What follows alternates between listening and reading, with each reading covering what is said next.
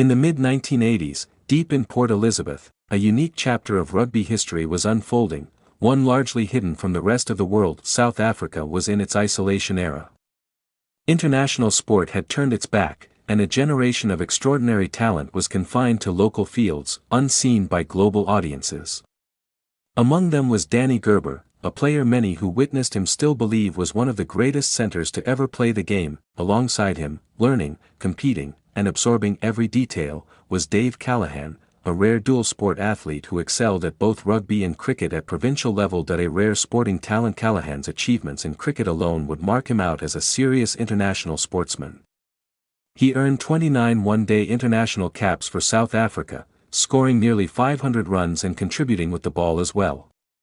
His domestic career was even more impressive, with over 5,000 List A runs and nearly 150 wickets, alongside a first-class record that included more than 7,700 runs and 18 centuries. Yet those who saw him play rugby in Eastern Province colours insist that his ability in that code was just as formidable, perhaps even good enough for full international honours had circumstances been different, but in apartheid-era South Africa, opportunity was limited.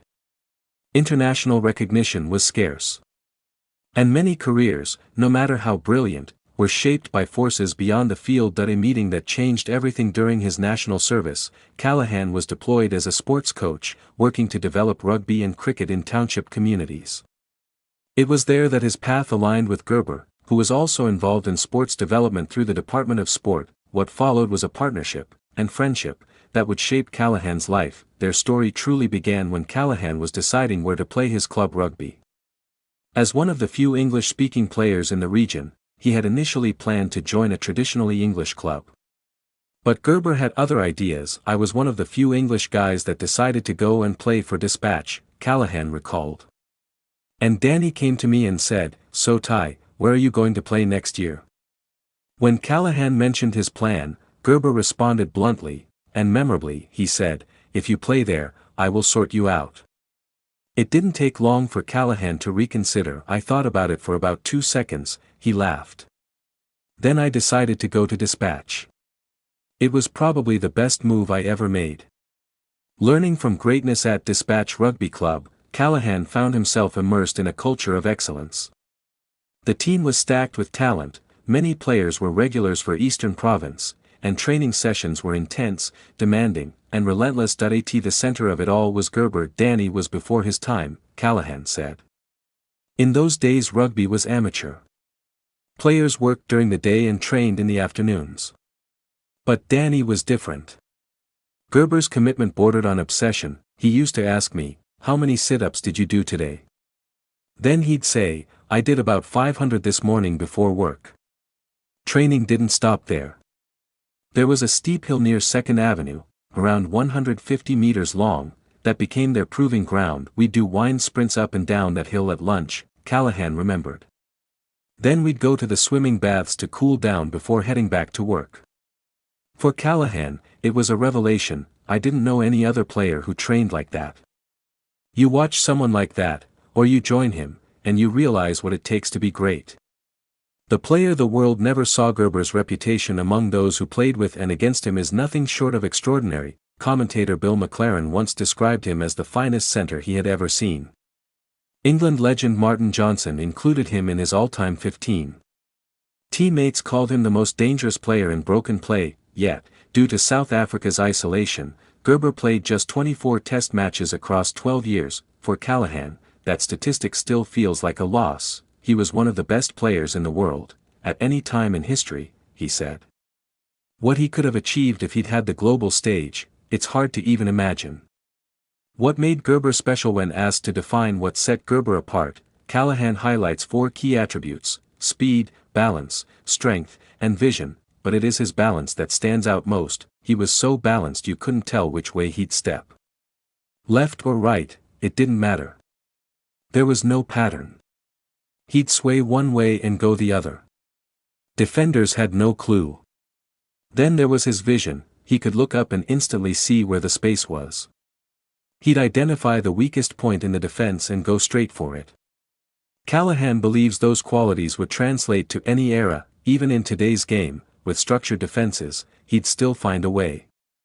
In broken play especially, he'd be unstoppable.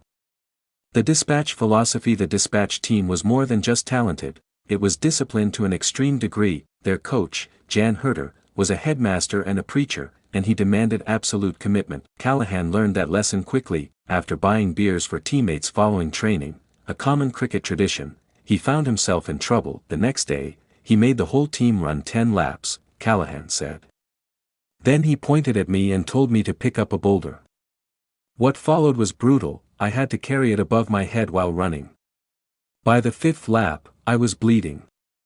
Herter's message was clear: there are no shortcuts. That discipline stayed with me, Callaghan said. It really did. A battle beyond sport. In 1991, at the age of 26, Callaghan faced the toughest challenge of his life. That he was diagnosed with testicular cancer. Surgery and chemotherapy followed.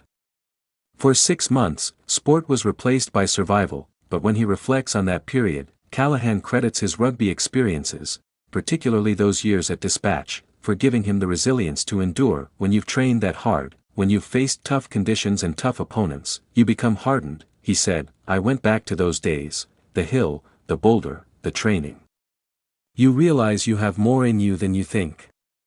A remarkable comeback. Callaghan returned to cricket and, in his first match back, scored over 60 runs, but his defining moment came in 1994 against New Zealand national cricket team at Centurion. That he produced one of the most remarkable performances in ODI history, 169 not out off 143 balls, alongside 3 wickets and a run-out. That it remains the highest ODI score by a player with only one 50-plus score in their career. For Callaghan, it was more than a statistic. It was proof of resilience. A legacy of unseen greatness. Gerber's story remains one of rugby's great what-ifs. A player of extraordinary talent, denied the global stage during his prime. Callaghan speaks about it with a mix of admiration and regret. Recognition is one thing, he said, but it doesn't pay the bills. A player like Danie deserved everything the modern game offers.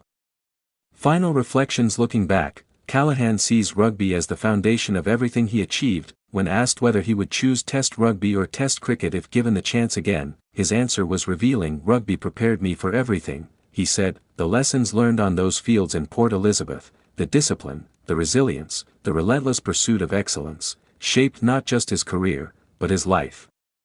And at the heart of it all was a simple promise from a legendary centre: stay with me tonight, and I'll make you a star. A promise that, in many ways, came true.